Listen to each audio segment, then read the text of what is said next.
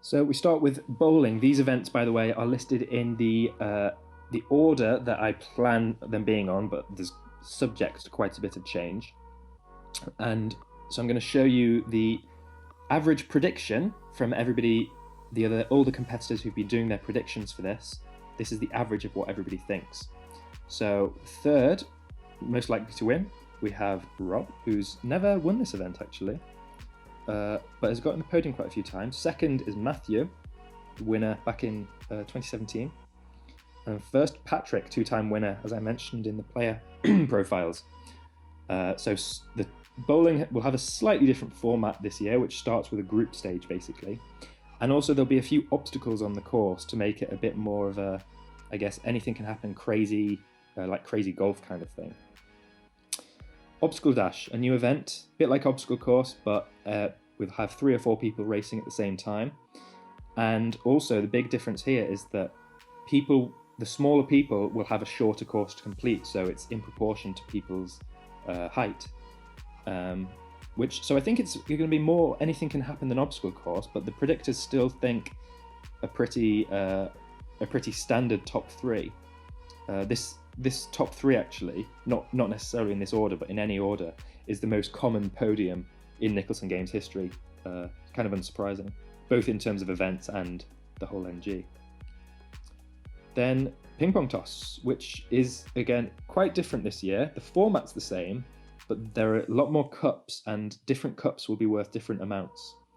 So we have third Ben, who's not won this event, but he did finish second last year. Second, we have Owen, who's won this twice. And first we have Rob, who's won it twice. This was Christopher's strongest event, but the predictors don't necessarily agree with that Boffin assessment. They don't have him in the top 3 here. Penalty predictor. So this time we won't be predicting every penalty, just some of them, but those predictions will be worth more points. So a bit more excitement with those predictions. Third, we have Patrick. Second, Ben, and first Rob, who again hasn't won this event yet, is expected to do better than Ben, the 3-time champion of it. Animal Kingdom, this is a new event, and this is a surprise event, which is made up of 3 different mini games, which nobody knows what they are yet. And so third place, because of the fact that really anything can happen with these games, I think the predictors have gone to town. Third place, they think Scarlet. Second place, Lily. And so the favourite for Animal Kingdom, most likely to win, in the opinion of the predictors, is Alice. Which would be the first podium for Alice, first podium for Lily, and first event win for Alice if that top 3 would happen. Superstar. This is the one that's a mixture of the different games. So 7 different games. They are badminton, volleyball, dodgeball, gibbon, water balloon catching, table tennis, and table football. The people doing their predictions maybe were a little bit confused about what this event was, because they have Ava third, and this was actually listed as Ava's weakest event, so third is her weakest. Then we might be meeting the new champ there. But then second and first suggest they have some idea of what the event is, or maybe that's just the default to lob those 2 in the top 2. But Ben ahead of Rob there in terms of superstar. Basketball. Very few changes here, apart from the fact that in the final round, people can go to the furthest cone, the black cone, for the just one shot if they want. So hopefully that might encourage more people to be a bit more ambitious and go for the exciting shot. Third, Patrick. Second, Ben, and first, Rob. Again, this was Matthew's strongest event according to the Boffins, but the predictors don't have him in the top 3 here. Obstacle course. The course obviously changes every year. This year it will be designed to be a bit more anything can happen. The predictors don't necessarily think that will be the case, but yeah, I think there might be. I think the obstacle course really will be a place where there could be some big surprises. Binthro. I think this is the only event that doesn't have any change to it whatsoever. So the predictors think that I'll finish third, despite the fact that I've never been in the top 3 in this event. Matthew second, who has finished second twice, but never won, because Ben's won every time, and they think he'll do it again. Video quiz. So this has a bit of a difference, which is that there'll be a first round, basically, which will be similar to how we did the event last year. And then the top 4 will qualify for an on-the-buzzer round to determine the winner. Lily just missed out on top 3 last year. The predictors think she'll do it this year. A good contender to win, actually. Matthew, who came second last year, and Elisa was first. So they've gone for a pretty similar order, but put Ben lower down.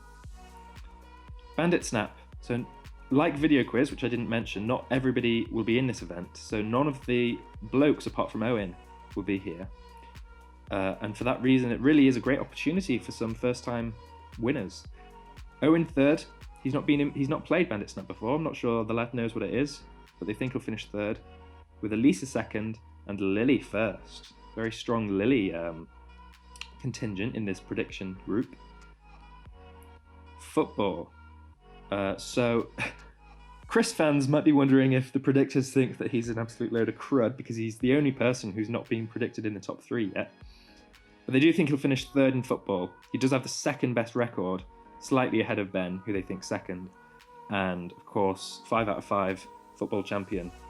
Can he make it 6 out of 6? The predictors think so. Oh, crud, I've messed up. Frisbee golf. So Frisbee golf, off the top of my head, that's going to be the last event. It's the event that has 5 different winners in 5 years of appearance. And so the predictors have said that third place will be Patrick, second Matthew, and first me. Oh yeah.